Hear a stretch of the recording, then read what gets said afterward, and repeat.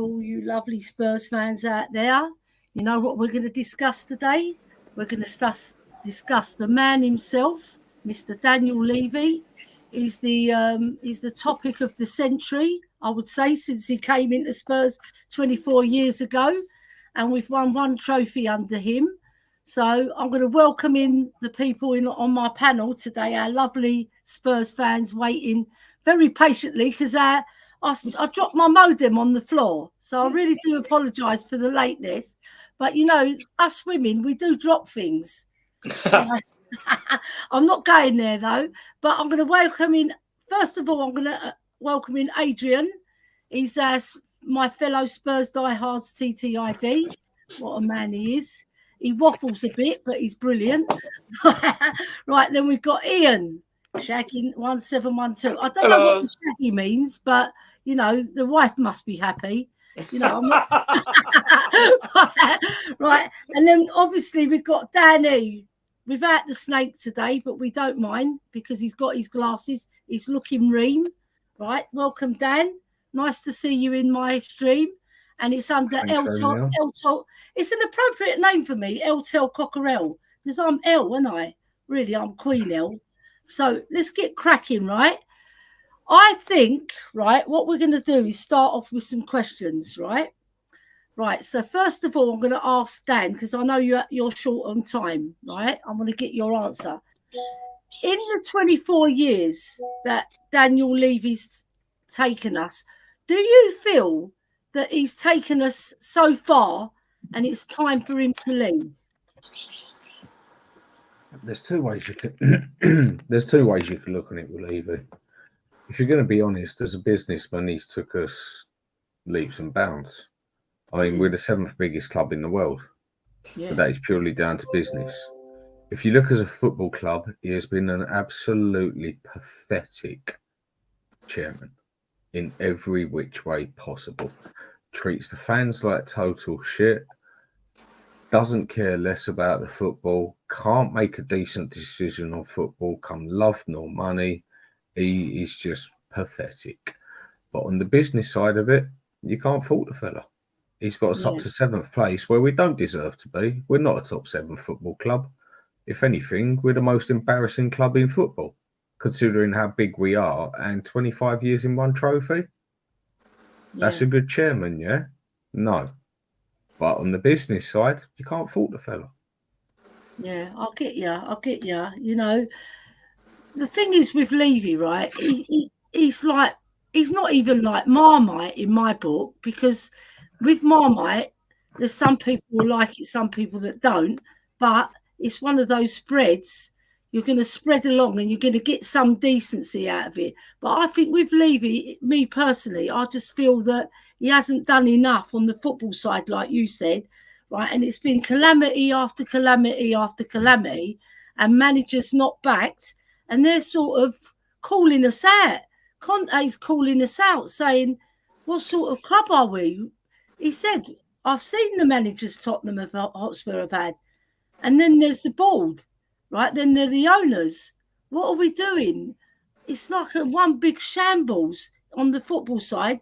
And then you go on the business side, and it's like the best thing since sliced bread.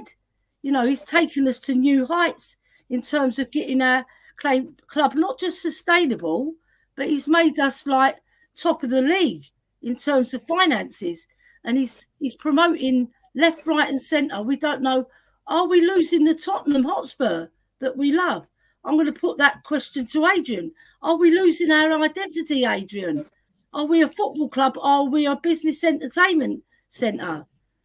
Well, if you look at what's happened since the stadium's opened and the way Poch was treated shabbily, it's not that we haven't spent money, but Levy has to take responsibility for the people he employs. We've spent £685 million on 29 players. 2/3 of those players have been pence. Admittedly, the last couple of seasons or season and a half, we have what I consider to have failed better in the transfer window. We have brought in players that we all love. There's an excitement about younger players in the club, right? My issue goes with like Levy trying to squeeze every last ounce of juice out of the lemon regarding squeezing the fan base for money and giving very little back. Now, to me, the chairman owns, by law, he owes a duty of care to everyone invited into that stadium. Yeah. And I I agree. want to bring up a short story experience of a guy I used to meet. He was 73, he's probably about 75 now, doesn't go no more. He gets to the stadium late now. He had a bit of a funny turn. He was sitting on the steps.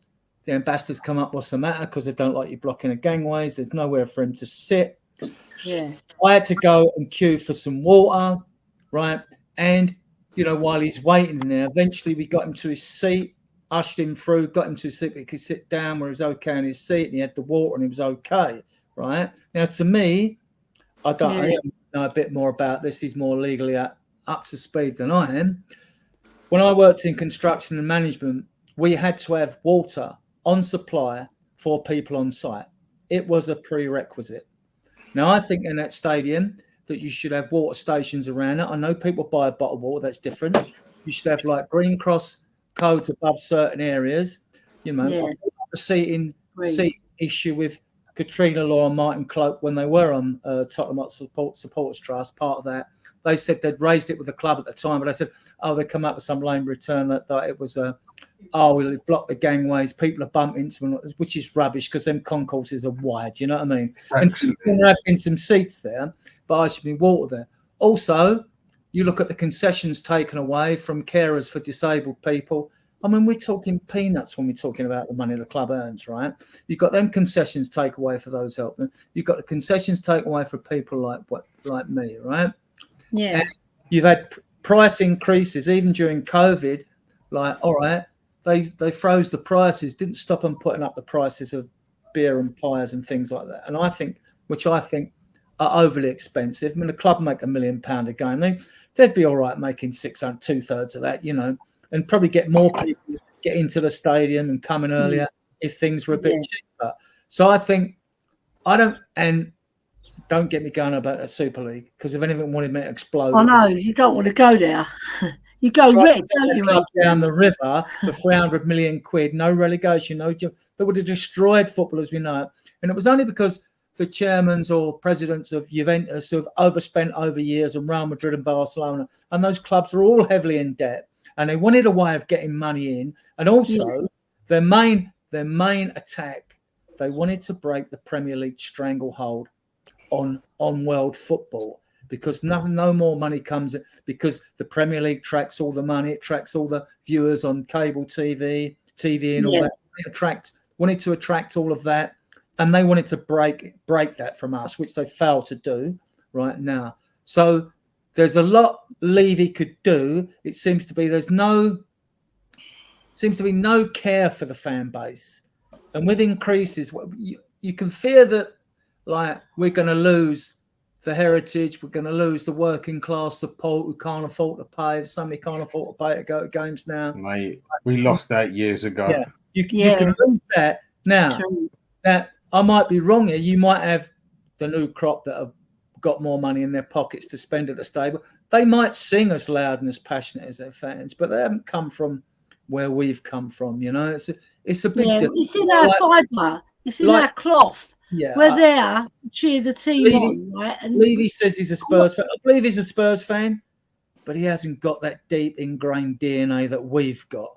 You know, there's that you mentioned. We've been with the club longer than Levy's been there, right? And we've got it. It's in our blood. It's in every atom of our body. Adrian, it's not with him. Dan wants to tell you something. Yeah. Go on, Dan. I'll stop. The fact that the water isn't there is actually against the law. I mean, I've done enough door work, enough events, stuff like that. You have to have water there.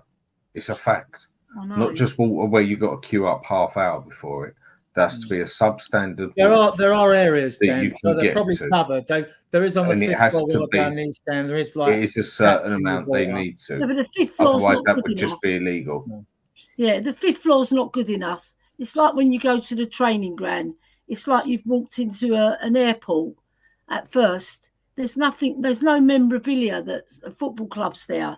You go in, it's quite cold and calculating, like an airport. You go in and there's You know, there's nothing to It's say. sanitised, you mean? It's too sanitised, yeah? Yeah, it's too sanitised. I've been to the training ground and I've been to the ladies' training ground, and the ladies' training ground is a lot more homely. It's a lot more like there's a football club there. And they've only been in existence since 1985. We've been there since 1882. And it's like our existence is dwindling as a football club. Right, so I want to bring Ian in on that because I know you have different opinions, and it's good to have you on, Ian. Lovely Thanks, Ellie. to see Thanks you. for having me tonight. Yeah, no problem, mate. Right, so I want to know, what do you feel that Levy has achieved, and what do you think he can do better in the future? Because it looks like he's here to stay. Yeah. He hasn't been ousted.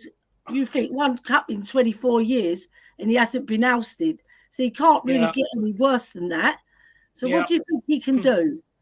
Okay, well, he's not going to be ousted because Lenik owns the shares, and it's a private company. And as long as they own the shares, they're not going anywhere. So that's really the reality of it. I think that there's a part of me that says, the criticisms of Levy, in my view, a number of them are well made, in that I don't think he is a fan. I remember my early streaming days being on with Arthur Howard, and one of the things King Arthur said was he met Levy and he felt Levy lied to him. That Levy lied that they were fans and they wanted to bring back the glory days, when really they didn't give a toss. They just want to make money out of football. And, remember, we talk about ENIC, the English National Investment Company. That doesn't suggest to me that it's a business that's hell-bent on winning trophies. But that said, other clubs, smaller than us, with weaker squads, have won trophies. That period 2016 to 2019, we should have won at least one league championship, at least one. Yeah, we should have. We'll never know. I mean, I don't know, you guys were in Madrid, but certainly on the Sunday morning, couldn't walk around a corner without, bumping into a Scouser who wanted to talk football. That is the nature of the beast. Yeah. And I think they felt that the penalty upset them as much as it upset them, because you don't expect to go into a European Cup final with a 1-goal lead. It starts 0-0. But if we'd have won a league, we'd have won a Champions League, and they were small margins. No one would be having this debate, and that's sport and life. But there have been opportunities lost where he could and should have invested in the squad, and he's made decisions. I mean, for example, let's look at the ones, because there's all kinds of internet rumours and they become fact. But we know, because Harry Redknapp said that he wanted Saha and Cahill, and he got Nielsen and whoever it was, I can't remember. And Louis Saha. Louis Saha, so that is my idea of a typical Levy era. We nickeled and dimed Aston Villa because we thought they'd be desperate to sell. And all of a sudden, new owners come in when we could have got him for buttons compared to what his value was. But no, Levy had to nickel and dime, and lost a player who ended up being transferred for £100 million. And they're the things, however much you try and defend Levy, they're not defendable. They're simply not defendable. But that said, we've had the players and we've had the coaches capable of winning us trophies, and we've not gone on. Since we last won the FA Cup in 1991, and I never thought for a minute when you were there, probably Ellie as well. I was there, yeah. With my brothers. And when we won in 1991, that I would be sitting on an iPad. The F's an iPad, talking to people about football, that we wouldn't have won another FA Cup, because that was we were the joint record holders with eight FA Cups. In fairness, since then, we've been in, and I know that not all under Levy, but we've been 7 of them are. We've been in 8 FA Cup semi-finals. Now, we're from a generation where we got to a semi-final. More often than not, we got to the final and won it. That's just what our experience was. Yeah. So, but even if you take the law of averages, we should have got to 4 finals and won 2. So, again, you know, none of that has happened. I blame Sugar a lot. And I blame Bobroff and Scholar because they ended up investing the club's money in leisure businesses that cost the club money. Sugar came along, great intentions, and saved the club. There's no doubt. And remember, when Sugar was taking over, Robert Maxwell was some of the guys in the chat may not know who the hell he is. Well, you can Google him. Was sniffing around yeah, and saying, you know, we'll both take the shares and Spurs will have 2 sugar daddies. So imagine how that went. But you know, at the same time, Alan Sugar was manufacturing satellite dishes for the new B-Sky B company that had to have as its business model. It had no business model unless it had Premier League football. So he should have known and understood the amount of money that was going to come into football, and he didn't. So there's been a catalogue of errors. It's not just all down to Levy. No. But there's no getting away from the fact that and one of my criticisms is a real lack of joined up thinking on the football side. In other words, what has his plan been if it's not just been to make money? What has his plan been for the short, medium and long term betterment of Tottenham Hotspur Football Club? Now, I actually think he's been rattled. I actually think he's been rattled by some of the criticisms. I suspect, however thick-skinned he appears, I suspect the Daigles of this world and the protests of, you know, we want Levy out. Now, I wasn't at that. Was it Man United? Was it Man United when Nuno was fired and we want Levy? Yeah, Man United, because he replaced Lucas Moura, and the crowd said, "You don't know what you're doing." You're doing, yeah. But then I get that they don't know what you're doing when he took Moura off. But but the cries of "We want Levy out," I think would have rattled him and did rattle him because he sacked the manager the following day. Now he has got in place. He has got in place for once a football department. You know, there is Scott Munn. From Rob Canada. McKenzie and Johan Langer, and he's got Lange and he's got Paratici. So he's got football people for the first time, in my opinion, in his stewardship of the club that are making. But they're no different to what he's already ever had. They don't speak to the fans. Well, you know, but it's their job. If Levy ain't going to do it, then he's got to employ the people that will do it. We're as far away from them as we ever have been, even with the new boys. Well, I'm not sure I agree with that, but let me finish this. Tell me when he's given a lecture. Tell me when he's given a lecture. Then, like saying, like we're going forward. This is what we plan to do. He won't do it, and that's another. You've hit one of them. And Scott Munn and any of the others. He is never. Well, hang on. Let me finish his point. Yeah. Let me make my points here. There have always been football people, but football people have made some of the decisions. I don't get the impression, though, that this football department, because of the numbers and the seniority of people, that he's actually letting them, because he must know that whatever decisions he's been involved in have proved awful. Going back, Paul Mitchell, who was one of the top directors of football in the business, said, "I had my dream job and Daniel Levy turned it into a nightmare."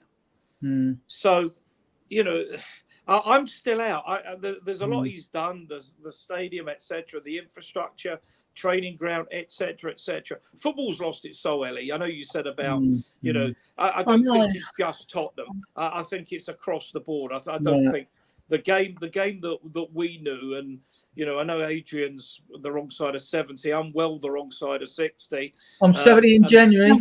You're adding It's only 10 January. years. Sorry, It's Adrian, not I've done quite this. there. You know, it's That's not all right. quite there yet. The game that we grew up watching is very, very different. But I will shut up in a minute because other people are going to want to have a say on this quite rightly. It's not just Levy out. It's Enoch have got to go as well. There is no proposal where Enoch stays in the ownership, but Levy isn't the chairman and chief executive, etc. That's the first thing. The second thing is there have been a lot of alternate owners mooted, and several have said, "But if we come in, we want Enoch, we want Levy in charge." And in fact, if you decide you're going to throw out all of the management, you end up with a club like Chelsea, which is as dysfunctional as you get. And I'm going to finish on this because there are a lot of clubs that have got much worse owners than we have. And this is where my point is, be careful what you wish for. When Mosry, or whatever his name is, came in at Everton, everyone thought that was great. They were a big club going places. There is an existential threat to Everton at the moment. That club is under big threat. They could go bankrupt. Easily, and that could be the end of them. You've got the Glazers at Man United, a leverage purchase, use the club's money, the assets of the club to borrow the money, taking dividends. Levy, in fairness, doesn't take dividends. Yeah, he gets a big salary. Good on him. The Glazers still win things. Levy don't. Well, the Glazers still. Yeah, I mean, I'm not going to argue that. It's absolutely true. But their stadium's falling down. There's been no investment in infrastructure. I agree. And you've got to a point where that stadium is, and people have been talking for years about that stadium needing serious investment. You've got the Chelsea scenario as well, as I say, with Bowley coming in, a totally dysfunctional football club, and there are others. Don't need to go in. There are, of course, some very well-run football clubs. Aston Villa, and I'm afraid the mob up the Seven Sisters Road are also a very, very good, well-run club. Unfortunately, they are. But unfortunately, all I'm saying, and my point of this is, if someone comes in and says we're giving 3 billion, 4 billion, whatever it is, and we're buying Tottenham Hotspur, I'm not going to be crying for Daniel Levy. Am I hell? But they have got to be a better owner and demonstrate they can provide better results than this group. It's the easiest job in the ever. It's the easiest job ever. Everything at Spurs is already there. The stadium's there. The trading's there. Yep. The training's ground is there. Yep. Everything is built around it. It's all there. Whoever comes in doesn't have to spend anything on a stadium, on a training ground, maybe a little bit spot up. That's all they have to do. To continue all they have to do. Let me finish. That's all they have to do is buy the players. And that's it. It's the easiest job a chairman's ever going to have. Yeah. But why can't given that infrastructure's there? I mean, we don't know what's going to happen the rest of this summer, and the rest of this summer might be enlightening. It might be positive. But what stops this ownership group? I'll tell you why. Those players, unless they don't want to, which is a separate question. Because he's a sociopathic prick that thinks about nothing but money. on that point, right? I just want to come back to the point, Dan. The whole point of what the big issue has been with us. It's been money as well, because we have spent money, right? So where is the cohesion? Where is the synergy, right, between the board and the administrators with what we had before? Because we know all aspects of the coaching academy side of the club are changing and being changed and evolving for the better, in my opinion, right? Where was all that before? And we were constantly getting PR blunders, and we're waiting for the next one. They had their AGM the same day, you might cynically say, as the D-Day commemorations, and the same day as the Premier League had their AGM as well, and yet we've heard nothing from that yet about a vision of how we're going to go forward. And when I talk about that synergy, what got me last year's pre-season was an absolute shambles, right? And this season, right? Okay, we got Ange obviously wants all these games. We got 6 games, you know. I mean, like we play Hearts on the 17th of July. 3 days later, we play QPR. And then we're off on our flight to Japan. Then we get on the 27th we play. Then on the 31st of July we play Team KNCL. And then 3rd of August we play Bayern. And then we come back on the 10th of August and we play Bayern again. Right? That's the 10th, right? But a week later from the 10th, the season starts. I've always been a fan that wanted the team back a month on the training ground to practice set pieces, bits and pieces, get a load of work in. Now, if we'd reversed the Hearts and the QPR game and the Bayern game, right? If they were at the end, which the Bayern game is, if the Hearts and game were further back, you're at home, so you can still be doing work on the training ground before you go and play QPR and you go and play Hearts. I think this is still his arse about face, the way it's been organised. We know the trip to Japan and SEAL are money spinning propaganda exercises to suit South Korea, isn't it? Not Japan. Yeah, well, Adrian, no, mate, no. This fella has had the second easiest job in football to do with training time. We have played 1 game extra than what you can play in a season. He has had week after week after week and 2 weeks and sometimes 3 bloody weeks to show that team how to play against another player, and he still goes out and does it exactly the same way. He is half the problem here as well on that aspect. I'd also like to have a dig at the Premier League, because obviously we set our own rules and we can decide when our transfer window opens and closes. So why didn't the window open, right? Why doesn't the window open as soon as the season ends? We wait till this Friday coming, but on this Friday, the Euros start. So if you want a European player, that makes, unless you've got deals, which I hope our recruitment team have got deals near to finalise and say, okay, let you know, we agree, we'll come back. We might have someone else, though. We'll let you know we're coming back. Then you ain't going to get European internationals. And then that goes for a month. And then on the 20th, you've got the Copa America. So if you was interested in South American players, you're going to wait another month, all depending if the player you want progresses further in either of those competitions, obviously, right? So you've got all that. And I just see, like, you know, with all these competitions and everything else, there's no consideration for fans. Like when they switch timetables at a last minute, TV schedules, they change when people have booked flights, hotels and trains. I mean, I just think it's an absolute disgrace, personally, to treat fans who are the ones that make you rich. They are the ones that buy your subscriptions, to treat them so shabbily. Right? Yeah, exactly. Toxic HR. I fully agree with you. Right? But again, Adrian, who are the mugs that keep going there and spending the money? Now, I'll get you to a point here. Yeah, Man U didn't like their shirt. What happened? 10,000 of them turned up at the stadium and said, "Change the shirt. I don't like it." They did it. Arsenal didn't like what was happening there. What happened? A load of people turned up. We don't like it. Too many Spurs supporters, I've noticed on this as a whole, are too much bloody talk. Go and do something about it. Passive, no, when you only get 200 people standing there, you ain't going to get nowhere fast. Levy ain't rattled.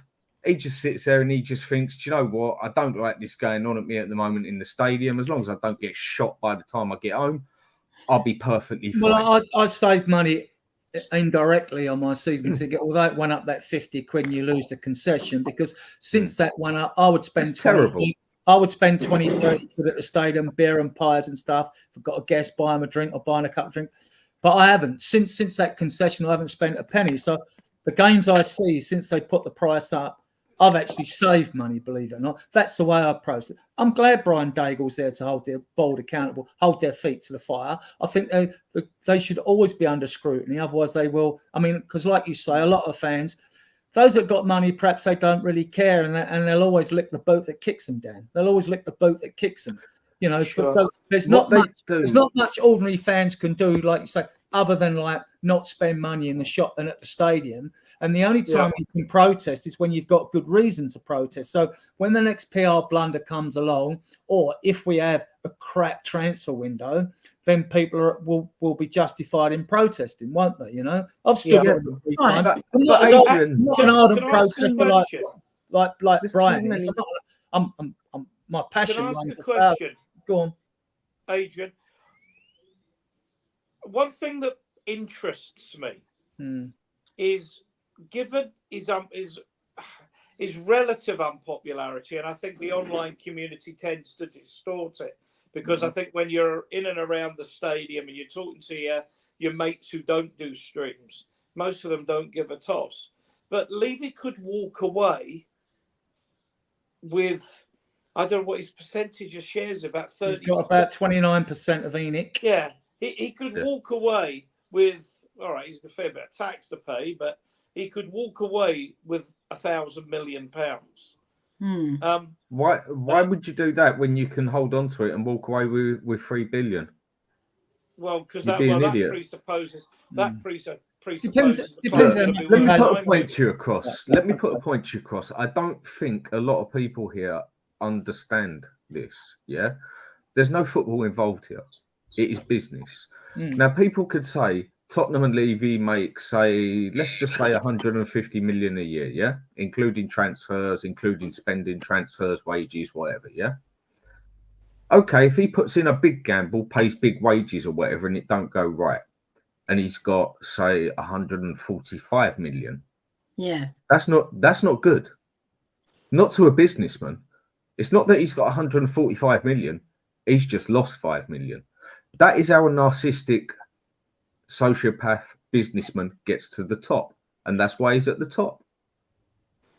You see, I've always said I wouldn't mind new owners, and I've always said it, right? If right, you know they're going to be better than what we've got. What we don't want is false promises. You need due diligence, and I've got a saying for it. We don't want the same bird with different wings. Absolutely. We don't want the same bird with different wings. And this is the danger. Now, all right, if someone come in, and there's been a couple mentioned recently that I don't like because they're virtually Ponzi scheme owners. And bear in mind, guys, in the chat, if we're talking investment companies, they're the same as ENIC. They're investment. They'll want a return on their money. Now, you can invest in property because you think, I've got the money, it's spare, the value of the equity goes up, so I make my money like ENIC have done for what they bought the club for. If they sold, they make an enormous profit, phenomenal. Absolutely. Sugar still kept shares because he knew this club's going up with these. My shares will go up and treble, quadruple, 100 times their value, and they'll get them, right? We don't want the same bird, different wings. So if we get even an investor come in, if they do a Jim Ratcliffe, fine, right? But then an investor, if he buys 40%, is not going to have full control. They're going to want something written down legally, which gives them control over the football inside or something. Otherwise, why would you put 40% in when you say it's just like throwing 40% away, right? So, and also, then you have to look at it this way as well, right? Because I like to cover all angles, because I think, hang on, if someone come in and bought 40% of the club, and say the club's worth 4 billion, you know, and they get a Levy, and so the over 1.5 billions go into ENIC and Levy, they could just pocket that money. They don't have to put it back in the club. The only way they're going to put that money back into the club, right, is if they know that if you clear the 300 million we are outstanding agent fees and all that, if we clear all that and we clear the 671 million we owe on the stadium, so as we're debt free, that would then boost the equity of the club and go up because it isn't carrying that debt. It also mean in the following transfer window, you wouldn't be taking percentage of your a large chunk of your football related income, right? Wouldn't be affected by debt, which would mean you could spend even more on players, but that would be down to Levy and ENIC then to balance out, well, hang on, do we want to pay this debt off or don't we? Or do we want to pocket the money and invest it somewhere else? And then there we go to Levy again. Yeah. We haven't even got the slightest problem with that debt. It's a minor debt. It's nothing to what they have to pay. Because the deal they've got it on is like over God knows how many years. For over 30 years, I believe, at 2.3%. Exactly. It's right. I'll give you an example. Yeah. I'll give you an example. I got a loan in, yeah, when the loans and the shares were good. I know my loans and shares. I know my money. No, I ain't a businessman, but I know my basics. Right. When do I go and do it? Before the system crashes, or why it's all hunky-dory? You do it why it's hunky-dory, exactly the way, same way Levy did it. I've got 25 grand at 1.9. over 30 years. Tuppence money. Mm. That's the sort of thing that they've got. Yeah, all right, that money's a bit more significant, but to what the club brings in outside of the football, because the football isn't the main income of the club. It's what goes on outside the club is the income. He hasn't even sold the stadium rights again, which I think was a very smart movie done to get the name of Tottenham Hotspur across the world, basically, and in America. Yeah, that's right. That stadium don't drag us back. Nothing. We make that in one bloody concert or two. It's done. No, it's easy. No, it's not. That stadium is nothing. Let me I don't think that's right, Dan. Let me explain. You want me to check it up? No. Let me explain. The two main companies, forget the Spurs shop, there'll be different severance accounts, forget the training grounds, the women's football and all that, right? There are two out of about the 12 or 14 companies associated with Spurs. The two main companies to do with the football are the original Spurs company, which is Tottenham Hotspur Football Atletico Company Limited, right? That company holds the players' registrations and takes in the most money because it takes in the TV revenue, right? Tottenham Hotspur Limited owns the stadium.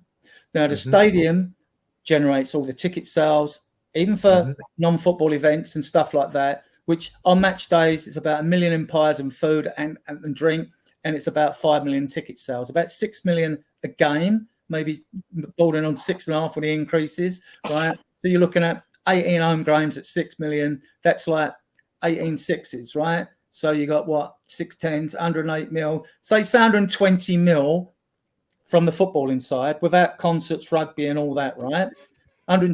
That is, as you say, and we earned 549 mil in revenue last year. So that 120 mil from the footballing side isn't exactly the main source of revenue, is it? So you're right there. That's Dan. what I said. So and the other thing is, we had the only going to be, if there's 6 events, it's only going to be another 6 mil, 30. another 36 mil. 30. So now you're up to 150 mil, and then like we've earned 400 mil from other sources. Yeah, outside we've got another 30 events. Go back 5 years when income came through. We were the 3rd biggest income in sport, not football, in sport. And you're telling me we're still struggling with money? That stadium is nothing to what it should be. Look what happened to Arsenal. Have they even played it off yet? Took them about 8 years. Took them about 8 years to get on a sound financial footing. I think that's right. Remember, they were a basket case for a while, football-wise. Well, when they built, Wenger concentrated on the FA Cup. He knew we weren't going to get players for win the league, right? So, but the income that people go on then. The thing is, right? Levy, right? He's bastardized our club into a business, right? And we're not getting anywhere. Like Danny Blanchflower said, the game is about glory, not waiting for the other side to get bored of you, right? What are we doing with our club? Are we a football club? Are we going to win things? Or is the Levy going to take us down another road of 24 years? That'll make him 86 in my book. Ellie, right? What do you think those bloody hotels are for? They ain't there for the players and the fans to go and sleep in. That's what makes me angry. What do you think the go-kart track is there for? Why do you think the stadium was made to change? Yeah. So it could also handle the other games. This is nothing about football. Listen, I personally haven't got nothing against. Look, if it's under the football, under the auspices of the football club, Tottenham Hotspur, right? I've got nothing against all those events as long as that money goes back into the football. Do you trust them though? Which it doesn't. I don't trust Levy after the Super League fiasco. He would have sold us in the river. I think that's unforgivable. You can't. It is. Look, I've not got a very forgiving nature when people cross me that bad, and that was a bad red line to cross. It was a bad red line to cross. To sell the club out on the support base for that. You know? Just as bad. Was it really that bad? Was it really that bad what he done? What he tried to do was, yes. There would have been no relegation. You'd have had. Why would it have been? Taken away No, you're missing my point. For Tottenham Hotspur, would it have been that bad? No, Adrian. There's a point here. I don't disagree with you, but I think Dan's hitting a nail on the head here.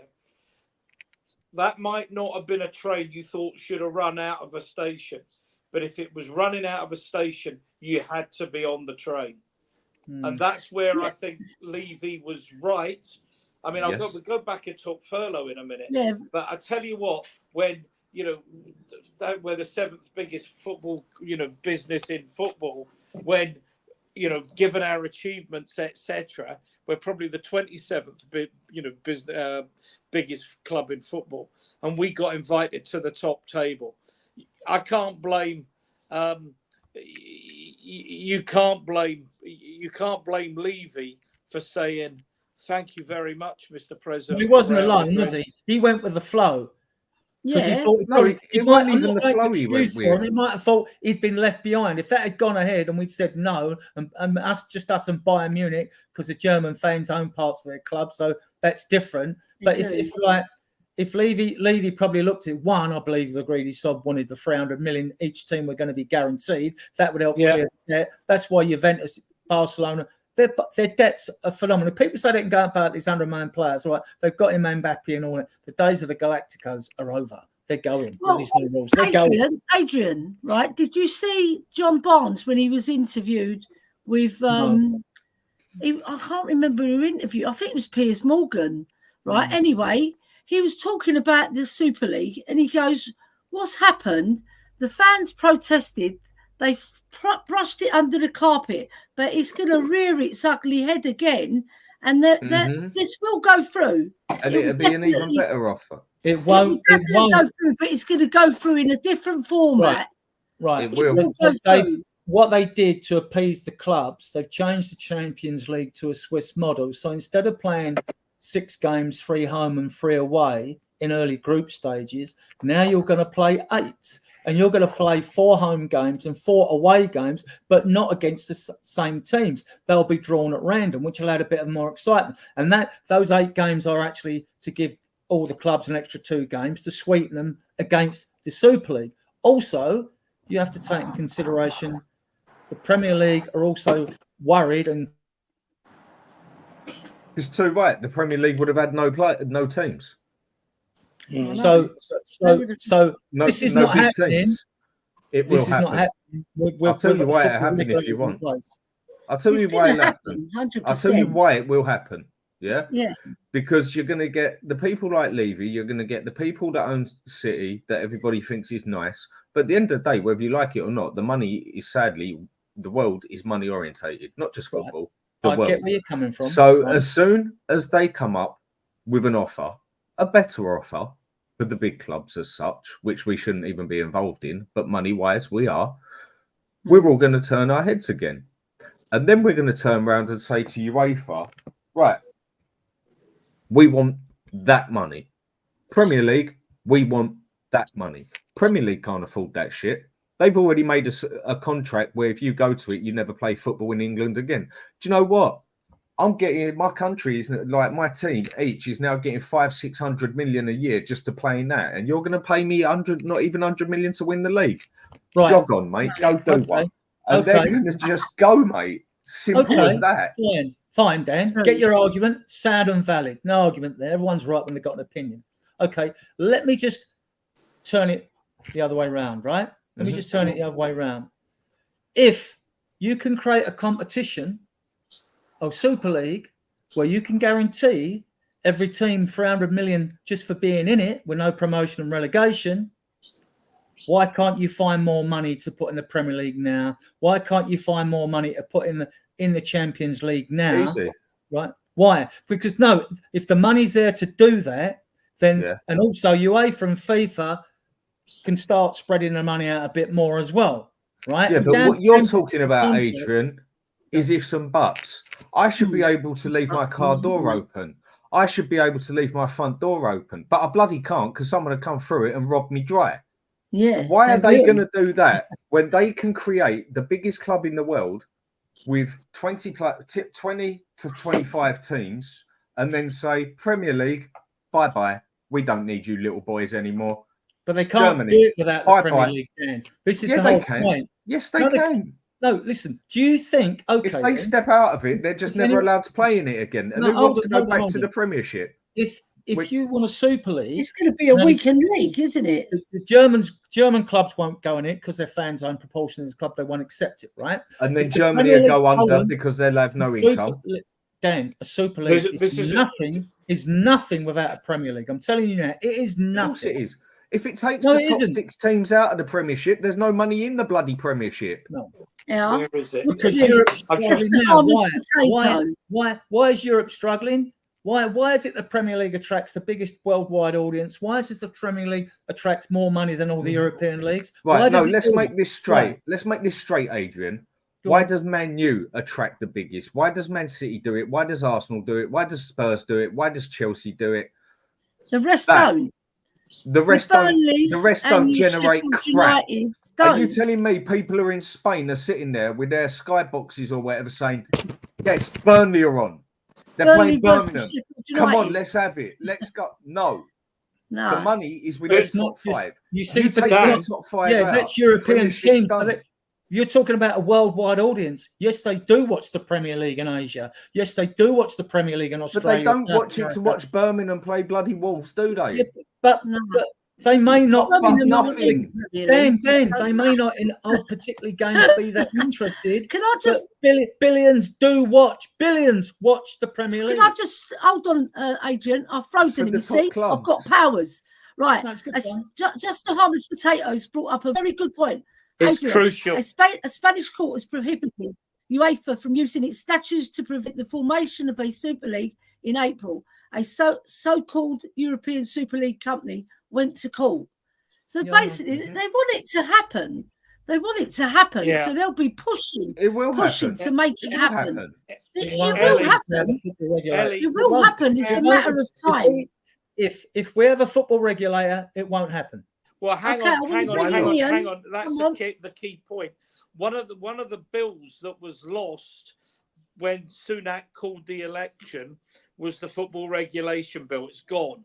Now, it may be, let's assume that the polls are right. There's one flashed up on my phone. Labour's 26 points clear. Let's work on the basis that there's going to be a Labour government in 4 weeks' time with a massive majority. Under the prime ministership of Keir Starmer, who's an Arsenal supporter. Now, I just wonder, with an Arsenal supporter in the in Downing Street, whose club would stand to benefit hugely by the creation of a European Super League, if the idea of a football regulator might just bite the dust. It might not. I don't know. London would go up at double the price. Sorry, London itself would go up at double the price with a Super League because we'd have 3 teams in it. Yeah. Well, exactly. It's happening. I mean, I think that's a really good point.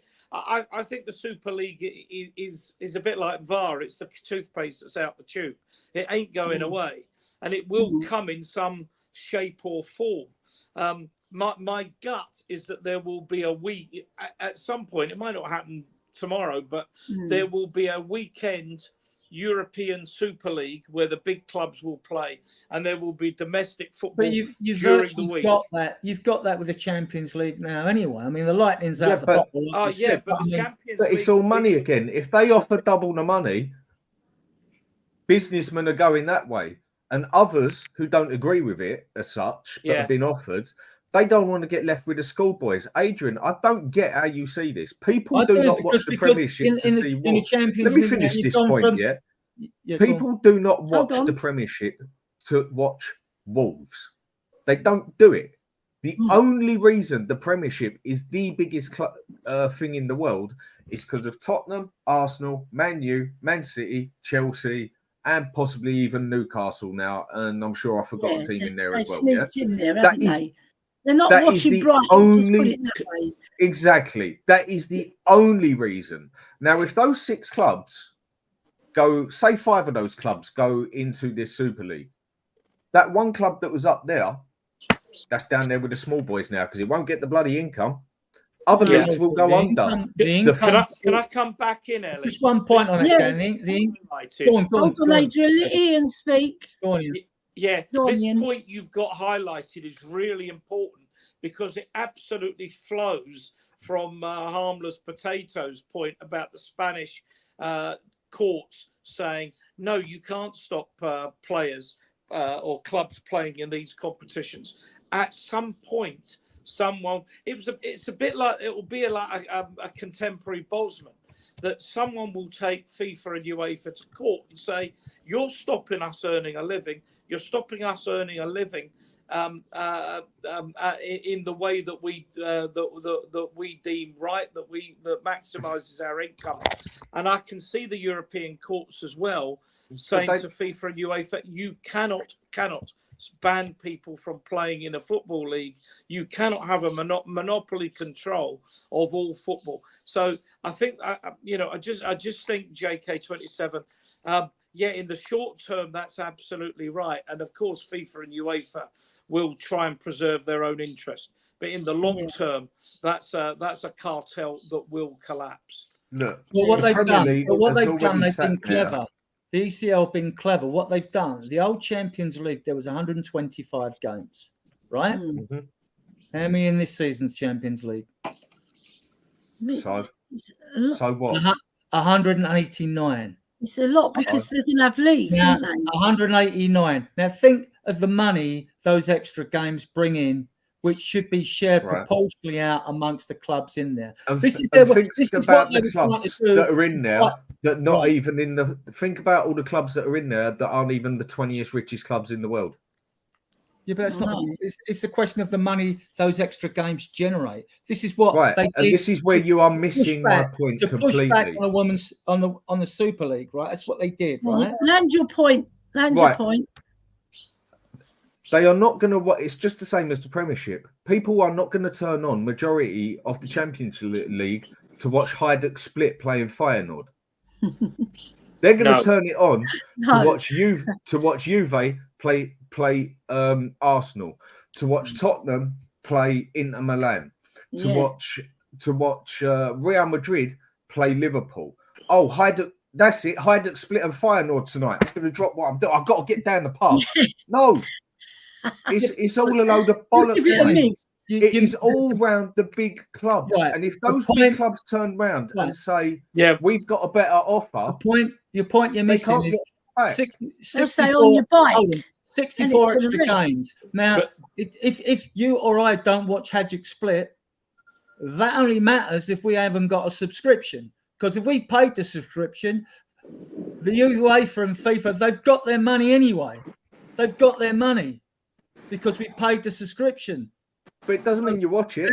I mean, how many people have got Sky, watch every Premier League they can get their hands on in the Prem? They don't. They don't watch every Premier League game. They watch. Most of them just watch their own. And then they watch their Amazon. They still get their money. You've just made me right. You have just made me right. Yeah. They might watch a game here and there, but they watch it to watch their team play and the big games. They don't watch it to play bloody Wolves and when Man United play Liverpool, I'm on it. Not watching Burnley or Hajduk Split doesn't affect their income. Right. But when it comes down to the fact that you can bring the 20, 30 biggest clubs on this planet, that even if you don't support or like the club, you will still watch it because it is one of the biggest clubs in the planet, that revenue is going to bring up like 3 or 4 times that poxy Champions League brings up. It's as easy as that. It's the most simple business move on the planet. And that will just generate money after money after money because people will sit there and go, shit, Juventus playing Liverpool tonight. I'll watch that. Tottenham playing AC. I'll watch that. I don't know. Juventus playing Bayern Munich. I'll watch that. Oh, Real Madrid and Barcelona are playing, I'll watch that. And then we'll have this little old Champions League going on still where you'll see what? Because the top 6 ain't in it, you'll now go and see what? You're telling me around the world they're going to watch Newcastle and Everton versus Hajduk Split and bloody Stuttgart. They're not. It's like when you're in the Conference League. More about it's like lads. It's like when you're in the Conference League, right? I'm loving a debate, right? But it's about subscriptions I just wanted to outweigh land the point outweigh audience. Yeah, Right, They but got once their that's money, there, they won't get the doesn't matter. prescriptions. Yes, it does. You've just made me right again. No, Because once it is there, they will prescribe for that, and they won't prescribe for that little crap. They'll subscribe they'll be to the subscribing Super for the League, better games. and then the But- Premiership will go under. Most of Italy will go under. France will go under. I don't agree. Most of football itself will go under. Why are you going to pay for 2 subscriptions to watch this poxy, crappy little Premiership, which has got You it won't. hasn't got the What big this boys thing's anymore? Not gonna happen. Why are Yeah. you going to pay to watch the It's Champions devalued League? it. That is not going to Yeah, happen. why are you going to watch to pay the Champions League again when you're going to be playing, say, Ajax and bloody, Because there's I not don't going to know, be a FC Super League. Copenhagen, when you can turn around and play There will be, Adrian. play there No, will it won't. be. to There watch won't. the massive There won't. teams?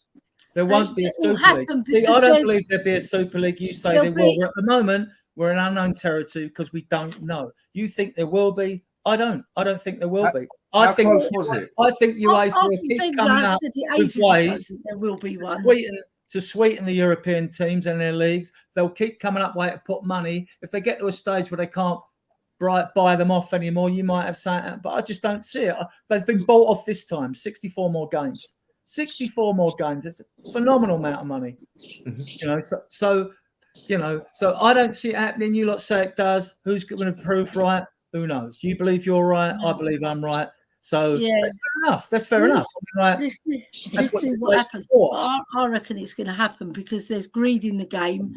There's clubs that don't want to play the Burnleys and the Brightons. They don't want to do it because they think it's a They're too hierarchy thing. You know, Yeah, I mean, like, you're too big, you're too small. We don't want to play you because Yeah. it's not Right. worth our It's the while. same story as people not wanting to play in Europa but want the Champions League. yeah. And so when Yeah. they go in the Europa, they just throw the small boys out there. Yeah. It's the same bloody thing. And the Yeah. fact that, well, I can't say fact, but not far from it, that this will happen is purely down to money, because money makes the world go round. And then when whoever's making the Super League wants that little bit more money in, where are they going to go? They're going to go straight to Saudi Arabia, like Saudi Arabia have done with boxing and every sport, and say, look at this, mate. Look at this. Every big team on the planet. They're not with the little boys anymore. Every big team. And Saudi will just go bang. And no one will be able to touch them with a barge pole. Game over. Yeah. And I think they'll earn more money out of Champions League football by taking some of the games abroad. America, Korea, Japan. They'll take games abroad. I think that'll be the next step. But I don't see a Super League. Look, I'm not here to boil anyone's piss. You know what I mean? I mean, No, it's a debate, mate. It's No, what it no. is. an expression of mine. I'm not here to boil your piss. You can use it yourself. This is good. Yeah, you know what I mean? Like, but you know, it's good debate. I'm enjoying the debate, and like, no, I like my haven't opinions heard that one challenged. for a I while. like challenging questions to hear other people's Of opinions. course. Yeah, listen, I want to move it back to Levy now because this is a chat about Levy. I want to say, right, Levy, right, he's destroyed my family's love for the game because my brothers, they all used to go, right, and only one of them goes now. He's a season ticket. My brother Satirius, he's the only one who goes, and occasionally my brother Scully will go, right, and we were there through thick or thin, snow, ice, sunshine, rain. We were there, my family, right, and he's actually taken away the whole heart of Tottenham, right, and he goes to Cambridge to do his talk. Why doesn't he go to the people of Tottenham who are paying his wages, who are paying the players' wages? It really makes me sick to my stomach. I'll say my last bit because I've got to go in 2 minutes. I've got to go because my mental. All right, Dan. Honestly, I'll give you thank you very much another for answer. coming on, mate. It's a pleasure, but I'll give you one more answer why this won't change, because we're so divided on the fan base. But then the fan base won't stick up for the fan base because you've got too many people out there with got their heads so far stuck up their own arse they can smell yesterday's dinner that they don't care that the smaller fans, the unricher fans can't afford the tickets. We can afford the tickets. Why do I give a toss about you, or you? And that's just too much how the world works these days. The world's divided. It don't care about the poorer people, if you want me to put it anymore. I can't afford a season ticket now because of that. Why should I give a shit? I've got a season ticket. Earn some more money, mate.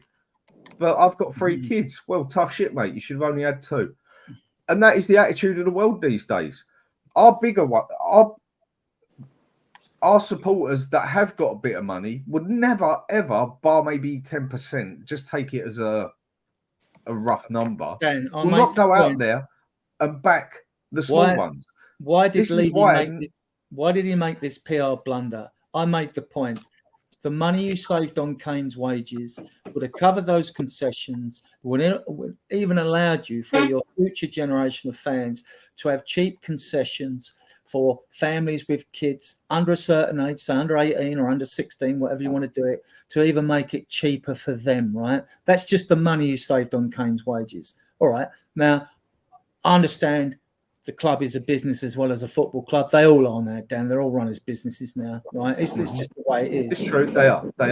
Yeah. So like, but I just, where it's just no thought and consideration from the fan base at all. It's all about squeezing as much juice out of us paying fans as possible. But the fans who can afford it don't care, Adrian. They don't care about the little fans who, when I say little fans, Willie Hooness said at Bayern Munich, he said, if we put our prices up, we could make another £3 million a game or something. He said, where would it get us? Where's it going to get us? I went to Dortmund. I went to Signal Indiana Park and watched them play Munich, and I paid 15 quid. I'm not a socialist, but I just think that football as our national sport, I treat it like a jewel, you know, like the NHS is a jewel as far as I'm concerned. And and I just think, well, if we're going to have socialist principles in this country and have any, I like them on those 2 things. I like them on football because it's a national sport, and because I like my club as well, you know. Adrian, you say the NHS is like a jewel. I've spent the last 3 weeks in it, and the things that I've seen in A&E, it's not a jewel. It's a nightmare. Well, I'm using it as an example, though, Ellie. I really feel for the nurses because they're under pressure. Individual cases.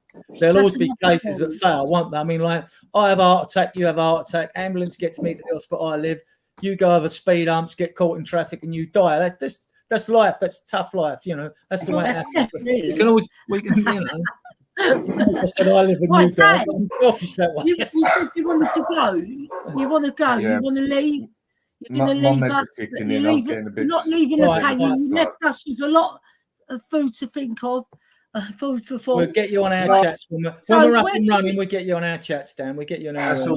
We will. Always a pleasure, Where mate. can we find you, Dan? Where can we find you? Everybody knows, but you tell them. Hotspur Hood. You'll always find me on there. Hotspur Hood. As from the start of next season, I will be doing a regular show every morning. It's just at the moment, it's a bit hard to do it because you don't know what's going on until bloody 2 o'clock, 3 o'clock in the morning. And I can't be bothered to stay up and do that. But yeah, Hotspur Hood is where you find get over to the Hotspur Hood and support this great man. He's got a lot of great opinions. He divides some opinions sometimes, but you know what? If he divides it, it gives you full food for thought, and it gets you're ticking over. Right, so thank you very much, Dan. Pleasure to have you, and see you later, everyone. Take care. Cheers, Dan. See you later. Later on. Ellie, I need to ask you a question.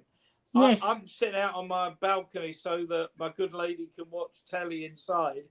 Is that there's a storm brewing in the background? Can you hear it? No. Yes, Brian Dacre will be on with us in shortly. That's what the storm's coming, right? Is he coming on? Yeah, he is. He said about 7:15, so another 8:15. Sorry. Yeah, he was doing his own show earlier. I was listening. So. Yeah, he said around about 8:15 he'd be with us because he put. Yeah.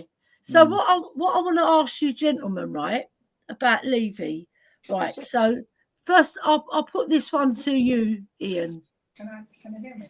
Sorry, I'm talking to Mandy as well as talking to you. So no, it's okay. Again. We've got to keep 2 women going anyway.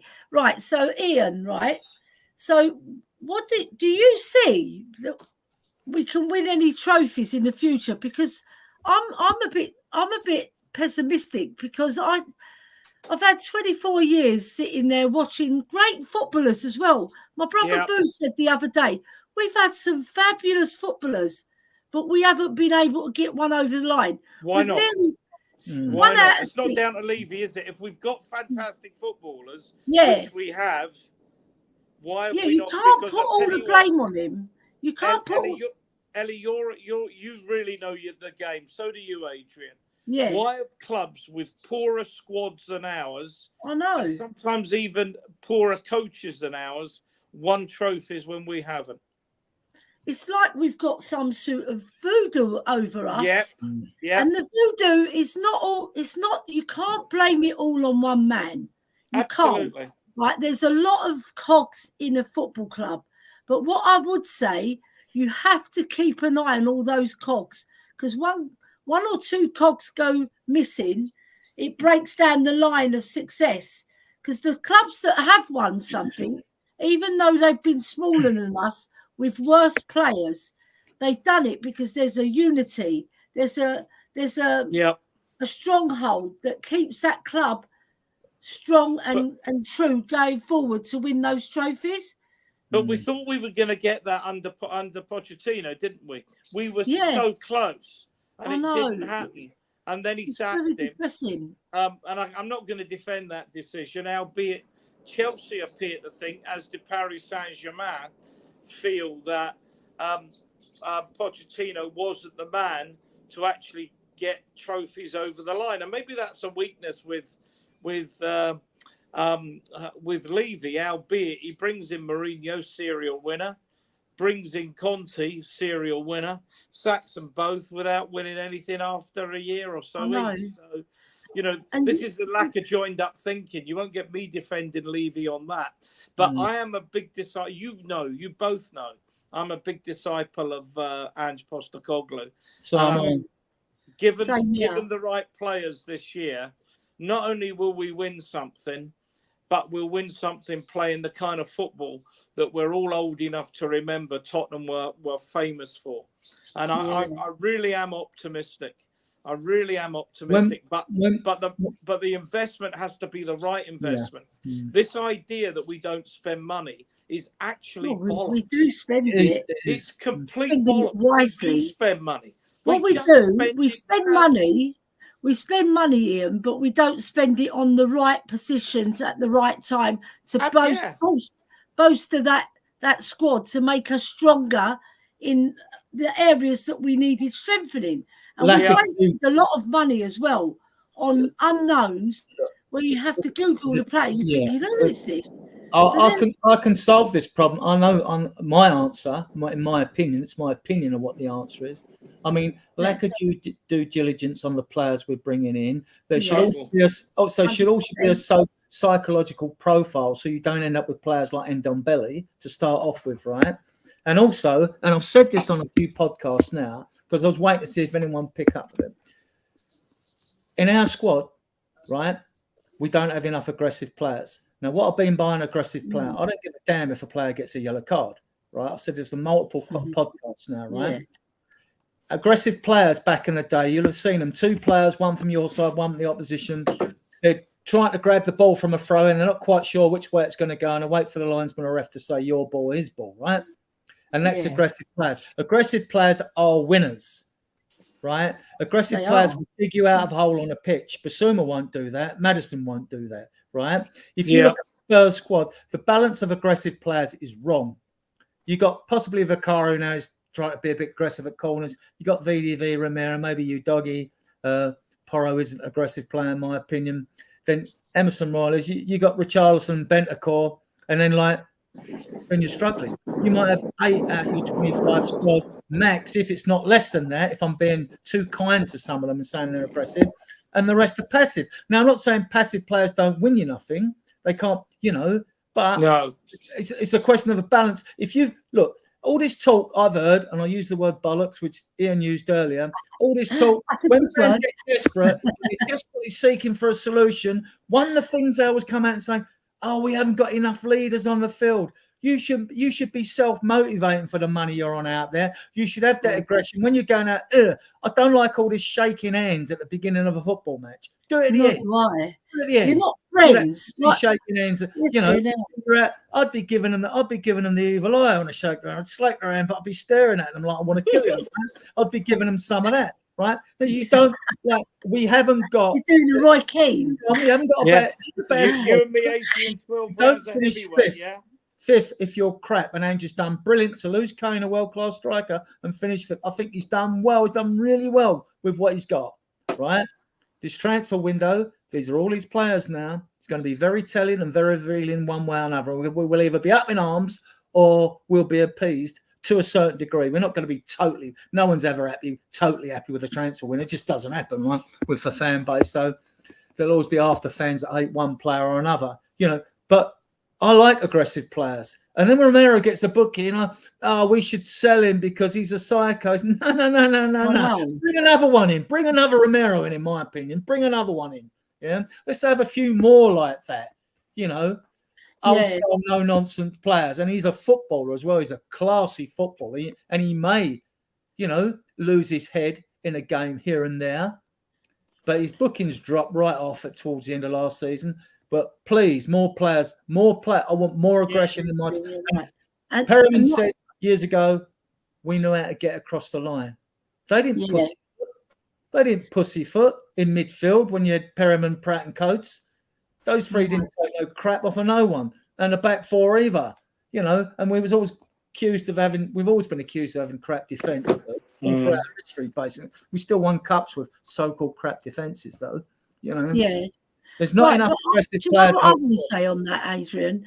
Right, so if you go back to how Bill Nicholson run the club, it's not going to be run like that anymore, right? Because the big rich men have got the power. So if they've got the power, they want to seize the glory, in my book, because Bill Nicholson, he was all about the glory. He would say, at Spurs, we don't finish second. We want to finish first, and we will finish first. And he made it happen by scouting his own players. Now you've got a conglomerate of people working together with Ange Postecoglou. And I think sometimes too many cooks spoil the broth. It really does. I think you should let the manager decide who he wants, right? And it seems to be like when I heard about Werner, right? He said he was presented to me. He actually said that at a press conference. Werner was presented to me. That means it wasn't necessarily his choice. It was. If the club are presenting him to Postecoglou, how can that be truly his choice? If you believe that, listen. I'll tell you why Werner is Ange's choice. When he went and got Perisic, we were looking at. Start off with Brennan Johnson. We were looking at Brennan Johnson, right? And we looked at him for a while. Now, Angie's there, 47 million. I didn't want him. He's not oven ready, right? Not because I don't think he's got potential and go on. I hope he has a great season this season. I really do. Hope he really kicks on, right? 5 goals, 7 assists. 5 goals, 7 assists, not too bad, right? Right. So we bring him in and he gets a lot more games because we had injuries. He probably would have been drip fed in that squad and had less games, right? If everyone had been fit, he would have, right? Yeah. So, all right, he's played. He's shown glimpses. Need to see more from the money. Now, he was brought in. Now, in that January, Werner came up as an offer.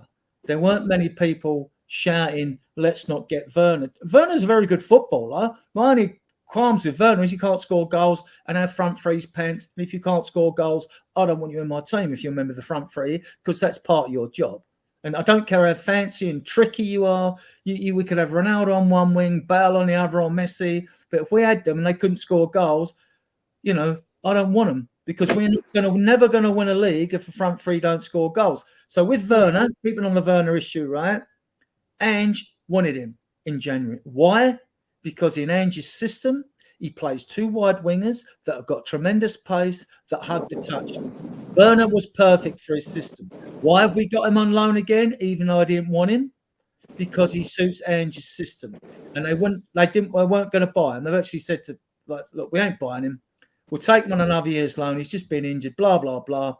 Or it's that or nothing. So they accepted because they wanted to get the 165k a week off their wage bill. So they accepted it. But he is an Ange signing. Mark my words. To me, he is. I mean, you can have a different opinion on it. It's fine. But to me, him and Johnson were Ange signings because they suit the system. They suit the system. Yeah, I agree with Adrian totally on this. Yeah, and I think if you look at Werner's stats in terms of where he gets the ball, the crosses he delivers into the areas he delivers, he's a perfect Ange player. The fact that he and to an extent Johnson aren't hitting, the proverbial barn door from 2 feet is the problem. But they have got into the positions that Ange demands that players get into. He can do a job as an impact. I beg to differ with Werner, and I'll tell you why. Right, I watch him very closely. He hasn't got any football IQ when it comes to scoring goals. Right, No, when he gets the ball on the wing, yes, he's got pace, but what does he do with his pace? He doesn't do enough. Right, his crossing is not too bad. It's not brilliant. It's not like in the higher percentile of the Premier League. Plus, he's cost us a lot of games where we could have got it over the line if he had better finishing. I'll give you an example. Newcastle, right? He makes the right run this time. He actually makes the right run, gets away from his marker. His body shape is all wrong because he's got no football IQ when it comes to scoring, right? And he's caught off balance and he fluffs his lines. Another chance where he's about 3 or 4 yards out, he hits it over the bar, right? And more often than not, I see him, he's very goal shy. What he'll do, he'll stick behind the defender and he won't make any run to make himself available. Because most clever strikers, they'll make a fly to the back post, or they'll step out from their marker so they can get a shot off, or they'll go to the near post and bust their gut, create an angle. And he doesn't do any of that. The times he's dragged the ball too far wide of the keeper when he's been better off shooting earlier and things like that. That's why my argument is, Ellie, my argument has been on many podcasts. He's not a good footballer.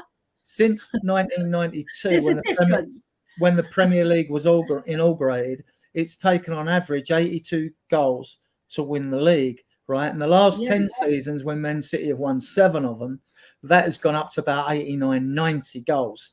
Because Man City scored over 100, 106 in one game, 101 in another, and Arsenal got 90 last season and couldn't win the league, right? Yeah. So when you look at our team on that basis, let's not be too harsh on the 90. Where are we going to get 85 goals or 82 goals for? If Son got you 20, the wide players have got to chip in with at least 10 each. Yeah. To give you half your goals have got to come from your front three. Now, even if it's a different front three, so if one striker plays one day and he gets 10 goals a season, your other number 9 gets 10, you've still got your 20. So if you're using 4 wingers, you want, and then you've got to look at your midfield. Who's scoring our midfield, right? Madison might get 12 or 15 on a very good season. Basuma can't score. Sarah picked up with one against Man United or whatever. Bentancur, he might get you a few. We never know. We're never winning a league, and you want midfielders that can score goals as well. I mean, look, Romero's got 5. I posted all his goals the other day. They're nice goals, right? Yeah, and he's got 5. All right, you dog your chip in. The thing is, this is what gets me when we go and look for a striker, right? If Tony can bang him in, we don't know about Solanke because it's more of a breakout season. What is he, 28 now or something like that? 27, 26, I don't know what it is. So this one, I'm not convinced on one season of scoring goals. You just matured now because next season you could be crap. All right, Tony a bit more, right? But we don't know if he's got baggage coming with him, and if he's got an attitude problem, and definitely is not having him, right? So he won't have none of that, right? So then you're looking at Broad Jimenez, who scored 49 goals in 86 games. Great strike rate in the Dutch league. But we bought Jensen, didn't we? You know, we bought Enzi. We bought. He didn't have such a good striking prowess as that. It's a gamble. It's a gamble. So, but where are we going to get the players, the wingers? I like young Skov Olsen in Belgium. He's got an eye for a goal. This guy can finish from outside the box, but he's a kid. And with kids, you're going to get inconsistency. Because you will get that with them during the game, So it's and strikers now. There's a dearth of strikers out there. If you want to go and get Osimhen, or if you want to get a Pender or Sesko, you know, you'd be talking 100 million, and we ain't paying that. And to be honest with you, I'm not against not paying that because we don't know, they're not Premier League proven. If they're a Harry Kane, you paid 100 mil because you know what you're getting. You know, But you don't. Go on, sorry. That's where Levy won't go. You know, Arsenal spent that 100 million on Declan Rice. Yeah. Proven Premier League player, proven English player, homegrown, and they came close. That's where he was Irish first. Yeah. And then he dropped Ireland. And we don't, Ellie. I tell you, I was actually about to send you a message. It's nearly 9:30. I need to, or at least 9:30 here. I need to knock off. All right, no worries. Thank you very much. If David's coming on, well, we've got another show tomorrow, haven't we, as well? Yeah, we have. And I'm not married. I don't want to get divorced, you know. No, you don't want to do that because that's a lot of money. You're gonna lose as much. So I'll see you guys tomorrow night. Yeah. At Spurs Diehards. Brilliant. Thank you, Ian. Spurs Diehards, yeah. Take care. Go and save your marriage. Absolutely. I'll catch you later. Take care. Thank you, Ian. Very nice bloke. Very nice. Full of good opinion as well. Yes. Always talks sense. Very well balanced. Knowledgeable as well. Yeah. Right, so then there's me and you until we get Brian Daigle on. Right, so I was going to ask you, Adrian, do you see, right, Ange Postecoglou, because in his second season, he always does a lot better, because the first season he's learning about his squad, and then he kicks on, and he's done that everywhere he's gone. It doesn't matter where he's been or what league. I know this is a tougher league. A lot of people remind us of this, right? So do you feel that he can kick on, right, and get all the players that he wants in? He's got a lot out, which is a very good sign because we've never done it before. In the last 5 or 6 seasons, we've dillied and dallied and we've held on to players that we shouldn't have held on to, right? So do you feel he can kick on now? Yeah, what I think is... And do you think Levy will help him? That's the big question. He'll be back to what we can spend as a maximum in this window, which I think will be round. I think it'd be nearer that. I think it will have nearer the 100. All right, Brian.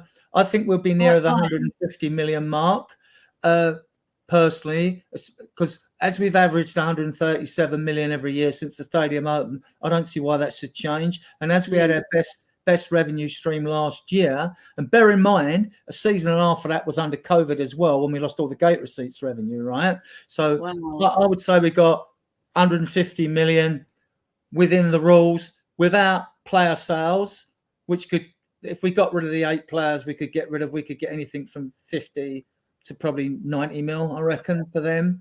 The ones that are going to go, if we're talking Spence, Rodham, Reguilon, Gill, Lo Celso, Højbjerg and Emerson, I think we could.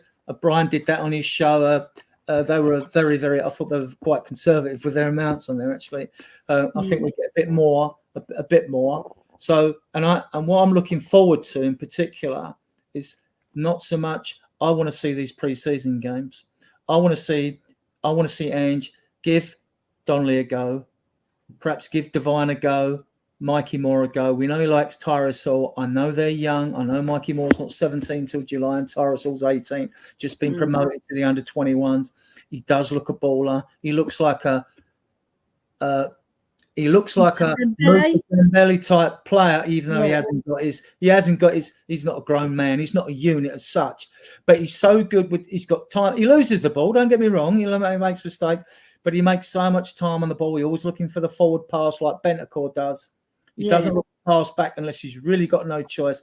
He just looks good on the ball. But when I've watched Scarlett play in the past in the under-20s, he stands out. He looks good. Why isn't he given a go? Why isn't Donnelly given a go? Lancashire's got 23 goals in 22 games in that league last year.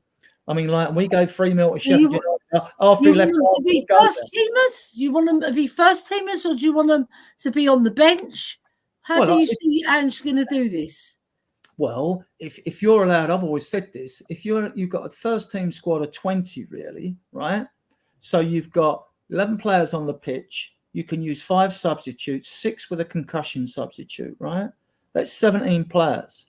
That means you've got 3 players on that bench you may not use. You can give your academy players game day experience being on the bench to start off with.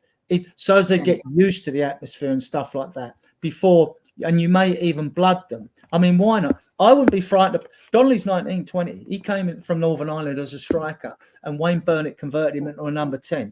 And he looks like, I mean, the through balls he slipped through to a striker. I've seen them. His through balls, his vision is fantastic, right? Now, I love Brian like Brian does. Johnny was saying on his chat he doesn't think he's ready yet.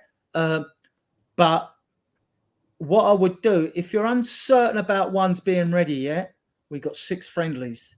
Find out. Okay. Now's the time to find out. I mean, I'm a big fan of Santiago. He didn't have the greatest season last year, but you could see something in him. And the under-21s have been an absolute joy to watch. You could pick out Noel John. Matthew Craig went on loan to Doncaster. George Abbott's been promoted as captain of the under-18s into 21s. There's 3 of them come up from the 21 into 21 teams. They're only 18, though. They're only 18. You can't farm the players out till they're 18 anyway. I mean, when you bring them in, if they're in at 16, you're allowed to give them a 2-year scholarship and a 1-year professional contract. So then you've got to really get the club ground into them. So as when they got the 1-year contract, they want to sign on. Okay, Andrew, let's bring in Brian. Because he's been waiting patiently. That's all right. I want to get your opinion as well, Brian, because we've been discussing Levy in the Super League, and then we moved on to why we haven't won trophies. We've had some great players along the way, but we've fallen short. We've got 1 out of 6 finals under Levy, 1 under the belt, and that was the League Cup, and that's in 24 years. Right? I want to get your opinion. We've heard you before say many times, but I want to get your opinion on this Super League. Do you feel that it's going to happen because the rich fat cats of football will make it happen? I pray to God it doesn't. I pray to God it doesn't. I think the way it came out recently that they had a new structure for it sounded better than the original one. I've known football. I said if the original Super League had gone ahead, the original one, if it had gone ahead, the very second that Tottenham Hotspur had kicked the ball in it was the day I stopped supporting them. I would have just stopped. I would have gone and supported Barnet or whatever, or paid more interest in Toronto FC out here. But that was in the original format of it. Obviously, it didn't happen. They're always going to come up. They're always going to come up with different ways to do it. Levy would always want it. There's arguments saying if we don't do it, that Spurs will just fall further behind. There's a case for that, but I didn't grow up supporting Spurs to watch a Super League. I watched English football because of the football pyramid. It's what I've grown up for the best part of 45 years knowing. And maybe it's I don't like change. I'm getting older. I don't like change, but yeah, I get you. Listen, Eddie, the way I look at it is, I love that saying: if it ain't broke, don't fix it. Yeah. And English football it may be broken in regards to the corruption, the money, whatever, but the pyramid system, the FA Cup, and everything that goes around it, that isn't broken. The people that have got the big money and trying to find every single way to break the rules and everything, they're ruining football. Not the 92 teams in the league. Do you also think, Brian, that this was a stealthy move by the president of Juventus, Barcelona, and Real Madrid to not only introduce the Super League, but by doing so, break the stranglehold of the Premier League on world football? That's what they want, Adrian, isn't it? And we all know that these teams that you mentioned, especially Barcelona and Real Madrid, need the Super League for their own financial gains because they're in such terrible state. But we all know that the government will bail them two out whenever they need. True. But that's why they will keep going for it, because the amount of money that will come into it will sort them out. I think Juventus as well are one of it. I used to Mark, you mentioned this. Listen, Barnet's football ground when they played at Underhill was a one bus from my house to Underhill. And before I was allowed to go to Tottenham with my friends and not with my dad, I was at Underhill regularly. Back in the days where we had Gary Ball, Roger Willis, and Andrew Clark, who actually made it to Wimbledon, Dougie Freedman. Barnet used to be. I had a huge pack. It used to cost, I think, £3 to get in. £3 to go watch Barnet. And I loved that. So I don't know who the chairman is now. I do know that they are planning, because I've been watching religiously. They're trying to get back into Barnet, not Edgware. But yeah, like if there had been a Super League, I probably would have started supporting Barnet religiously.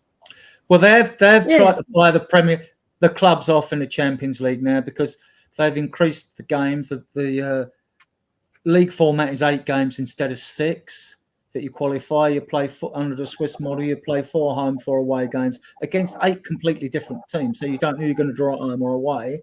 So they've done that, and the games in the Premier and the Champions League have been increased from 125 games to 189. That's 64 more games. That is a hell of a lot of money in revenue and gate receipts and TV money and all that shit. So you can see why they're trying to buy off a threat of a Super League. And at the moment, I think the clubs have been appeased. I don't want to ever see a Super League. I like the Premier League the way it is. Maybe I'm getting set in my ways before you, Brian, because I'm older than you. Yeah, exactly. Right. I've got the Barnet chairman. It's a Greek fella, Anthony Kleanthos. His name is. Well, I'm very, very happy with your Greek roots. I'm very, very happy with your Greek roots. You read out that name, not me. Kleanthos, yeah. It's a bit like Agorados, my name, but not quite. Well, but Enfield had a Greek chairman, and he sold the club down the river. It's 2 Enfield clubs now. He did. He did. The Greeks have. I want to go and watch them. They're either good or bad in business, like most businessmen. But what I would say is, I hope he makes them a decent side, because they did quite well last season, and he allowed Spurs ladies to play there as well. Not last season, not the season before that, but the season before that, when I went to watch Spurs ladies, we were playing at Underhill, and it's a nice little stadium. It's got a lot of character, you know. But in terms of world football, Barnet don't stand out, do they? But you know what? This is what makes it romantic. When you play in the FA Cup, right, 3rd round, you're so excited, aren't you? Who are you going to get in the draw? And you draw Barnet FC. You think it's a banker. You think we're through to the 4th round, and they give you the game of their life, and they put the shit up you, like when we played is it Altrincham? Yeah. Well, right. I've got a question for Brian. There's so many games. Hold on, Adrian. There's so many games, right, that are so romantic, right? And we were talking about nobody wants to watch Brighton versus Wolves. Nobody wants to watch Sheffield United versus Sheffield United. Sheffield Wednesday, right? But these clubs have been round since the 1800s, and it'll be a shame if the big guns of football take that away from them to play the big teams, because that's what they're relying on, that money to survive. And when they don't get it, it's got to be, if they're going to compensate these clubs and the big clubs break away like I think they will, then those clubs need compensating so much that I think it's going to be impossible to keep them alive. A lot of those clubs are going to go under, aren't they? This is why the new squad cost ratio rules should prevent that. They should prevent that. What I want to ask Brian was what do you want to see from our 6 pre-season games? Oh, mate, listen. I want to make sure. I want to see players in.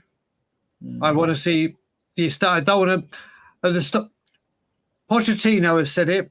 Andrew said it. Many people have said it. Mourinho says it. I want my players in before pre-season, or a large percentage of them. I don't want to see another. We haven't got a majority of our business done in the incomings, and we're still waiting around to get them during pre-season. Listen, pre-season for me has mainly become for me about fitness. Yeah, that's getting the players fit, getting the minutes in their legs, ready for I don't care if we lose all 6 pre-season friendlies. Yeah, we've lost 6 pre-season friendlies, but as long as the manager can learn what's right, what's wrong, what he needs to change, ready for the Premier League, the bread and butter in Europe, then I'm fine. The main thing for me is fitness. Obviously, when you play the big teams like Bayern Munich, who are playing twice or whatever, you want to see a good performance. But for me, it's all about, listen, when I will say with Ange last season, I took a lot away from those pre-seasons because it was a complete change of play, a complete change of style, and seeing how these guys adapted to it, and seeing some of the football we played against Barcelona. Yes, we lost. It was like, oh my God, we're doing this after such a quick time with Ange. Ange needs, so for me, it's fitness and making sure that they're understanding what the message is. Gone are the days where I think we have to win every. Obviously, I'd like us to win it, but winning, losing, drawing is no big thing for me in pre-season. It's all about getting the players ready. Yeah, I'd like to see youngsters given a run out in these pre-seasons. And but you look at that, Adrian.